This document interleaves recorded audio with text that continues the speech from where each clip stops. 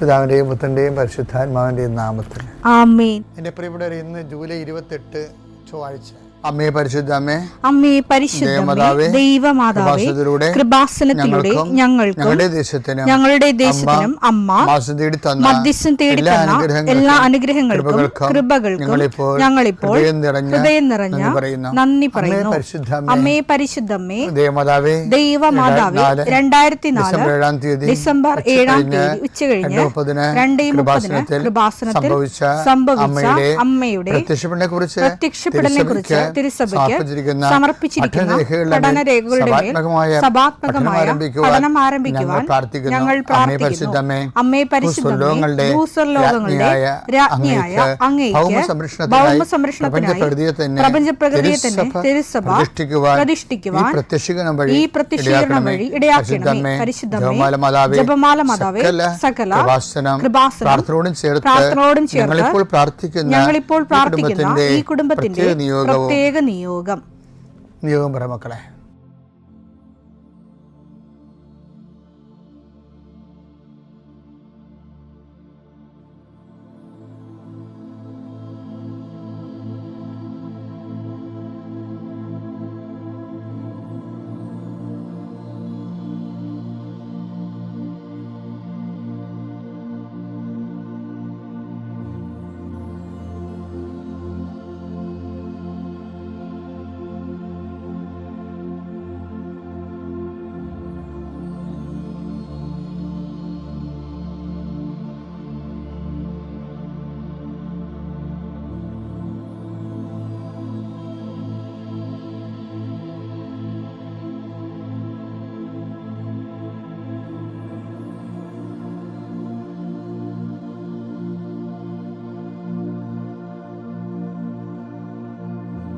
അമ്മയുടെ പ്രത്യക്ഷീകരണത്തിന്റെ ഈ അനുഗ്രഹവേളയിൽ ഞങ്ങൾക്ക് സാധിച്ചു തരുവാൻ കനിയണമേ. ആമേൻ. വിശ്വാസ പ്രമാണം.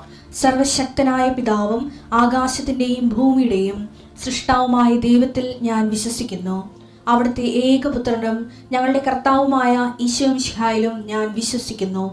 ഈ പുത്രൻ പരിശുദ്ധാത്മാവിനാൽ ഗർഭസ്ഥനായി കന്യകാമറിയത്തിൽ നിന്ന് പിറന്ന് പൊന്തിയോസ് പീലാത്തോസിന്റെ കാലത്ത് പീഡകൾ സഹിച്ച് കുരിശിൽ തറയ്ക്കപ്പെട്ട് മരിച്ച് അടക്കപ്പെട്ട് പാതാളങ്ങളിൽ ഇറങ്ങി മരിച്ചവരുടെ ഇടയിൽ നിന്ന് 3-ാം നാൾ ഉയർത്ത് സ്വർഗത്തിലേക്ക് എഴുന്നള്ളി സർവശക്തിയുള്ള പിതാവായ ദൈവത്തിന്റെ വലതുഭാഗത്തിരിക്കുന്നു.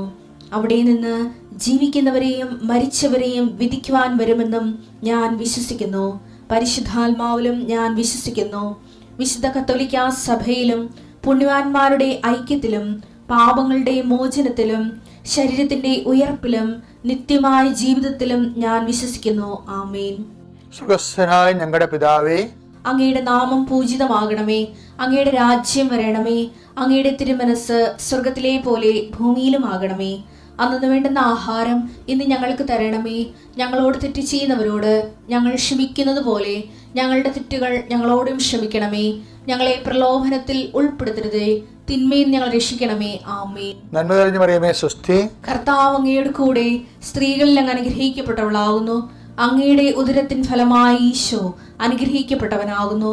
പരിശുദ്ധ മറിയമേ, തമ്പുരാന്റെ അമ്മേ, പാപികളായ ഞങ്ങൾക്ക് വേണ്ടി ഇപ്പോഴും ഞങ്ങളുടെ മരണസമയത്തും തമ്പുരാനോട് അപേക്ഷിക്കണമേ. ആമേൻ. കർത്താവേ, നിന്റെ ഉന്നതമായ നാമത്തിന് സ്വസ്തിച്ച്. കർത്താവേ, നിന്റെ വിശുദ്ധ പൗരോഹിത്യത്തെ മഹത്വപ്പെടുത്തണമേ. കർത്താവെ, സഭയിലുള്ള സാന്നിധ്യം പ്രകടമാക്കണം. 40 വർഷം ഞാൻ അർപ്പിച്ച കൃപാന്റെ യുവതിയാണ്. കൃപാസ്ഥാനത്താറെ ജീവനോടെ പ്രത്യക്ഷപ്പെട്ട മാതാവിന്റെ മാധ്യസ്ഥം ഇന്ന് അങ്ങയുടെ മക്കളെ പ്രാർത്ഥന കൂടുന്ന എല്ലാ മക്കൾക്ക് വേണ്ടി പ്രാർത്ഥിക്കുകയാണ്.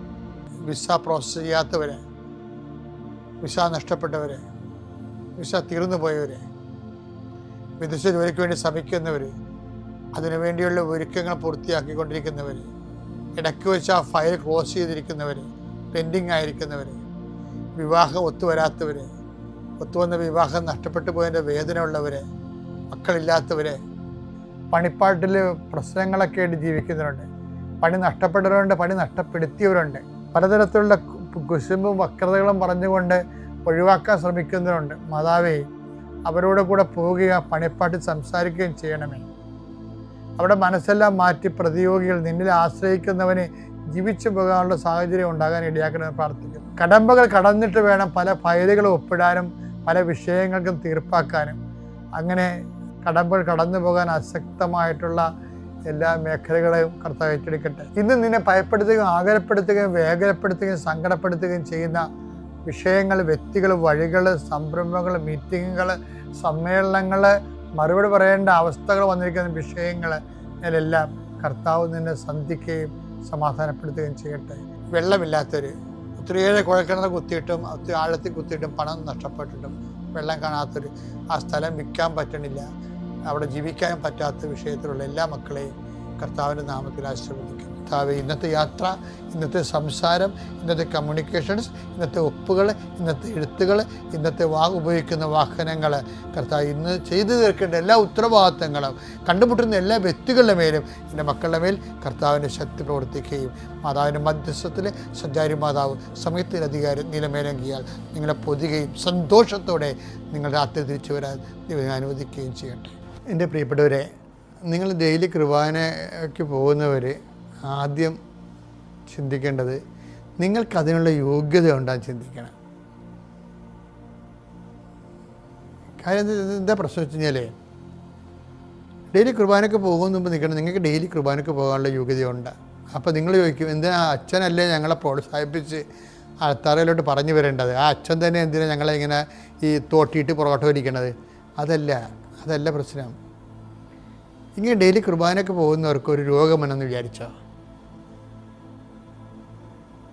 രോഗം വന്നപ്പോൾ നിങ്ങൾ പറഞ്ഞു, ഇന്ന് ഞാൻ പള്ളിയിൽ പോയില്ല, ഇന്ന് എനിക്ക് മേലായിരുന്നു, കർത്താവിന് ആവശ്യം ഉണ്ടായിരുന്നെങ്കിൽ എൻ്റെ രോഗം മാറ്റി എന്നെ കൊണ്ടുപോയനല്ല. അതായത് നമുക്കൊരു ചെറിയ ക്ലേശം വന്നപ്പോൾ ഉടനെ കർത്താവിൻ്റെ ആവശ്യമായി നമ്മൾ പള്ളിയിൽ ചേരണത്. എന്നുവെച്ചാൽ അവരൊരു പരിഭവം പറയണേ. എൻ്റെ മക്കളെ, എന്തെങ്കിലും തരത്തിൽ പെറുപെറുപ്പ, ഏതെങ്കിലും ഇപ്പം ദൈവത്തോട് ഏതെങ്കിലും വിഷയത്തിൽ പെറുപെറുത്ത് പോയാൽ ഈ ആധ്യാത്മിക ജീവിതം എന്ന് പറഞ്ഞാൽ എൻ്റെ മക്കളെ ഏണിയും പാമ്പും കളി പോലെയാണ്. ഏണിയും പാമ്പ് കളിയിൽ 6, 2, 3 എന്നൊക്കെ പറഞ്ഞ് കുത്തുകളുള്ള പുള്ളിയില്ലേ. അപ്പോൾ നമ്മളിങ്ങനെ ഇട്ടിട്ട് കഴിയുമ്പോൾ ഒരു 5 വീഴും, മറിഞ്ഞു വരും 5. 5 നമ്മൾ 1, 2 എന്നും പറഞ്ഞ് നമ്മുടെ ഇതെടുത്ത് നമ്മുടെ കോയിനെടുത്ത് ഇങ്ങനെ വെക്കുമ്പോൾ 5 ആകുമ്പോൾ ഒരു ഏണി കിടക്കും. ഏണി പോയി 98 നിൽക്കും.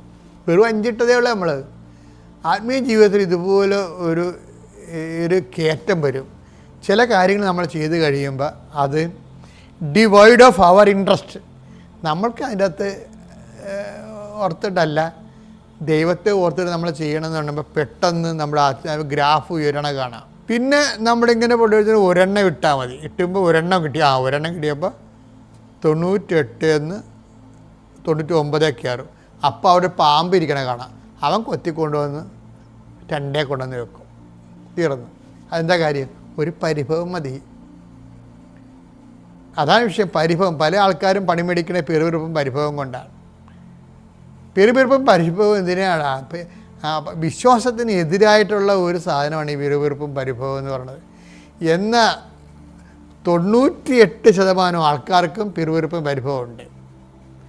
പ്രത്യേകിച്ച് വലിയ ആധ്യാത്മികമായ ജീവിതം ജീവിച്ച് കൂട്ടുന്ന ആൾക്കാർ എന്ന് അവർ സ്വയം കരുതുന്ന ആൾക്കാരില്ലേ, അവർക്ക് എന്താ പ്രശ്നം വെച്ചാൽ, ഞാൻ ഇത്രയുമൊക്കെ ദൈവമെന്നും പറഞ്ഞ് നടന്നിട്ട് ഞാൻ കുറേ കാര്യങ്ങളൊക്കെ ദൈവത്തിന് വേണ്ടി മാറ്റി വെച്ചല്ല, കുറേ ഒഴിവാക്കിയല്ല, ഞാൻ കുറേ പേരോട് ക്ഷമിച്ചല്ല, ഞാൻ കുറേ കാര്യങ്ങൾ ദാനധർമ്മങ്ങൾ ചെയ്തല്ല, എന്നിട്ടും എൻ്റെ ജീവിതത്തിൽ നിന്ന് എന്താ ഇതുപോലെയുള്ള ക്ലേശങ്ങൾ മാറണമെന്ന് മകൻ കൊണ്ട് പറയേണ്ട കാര്യമൊന്നുമില്ല.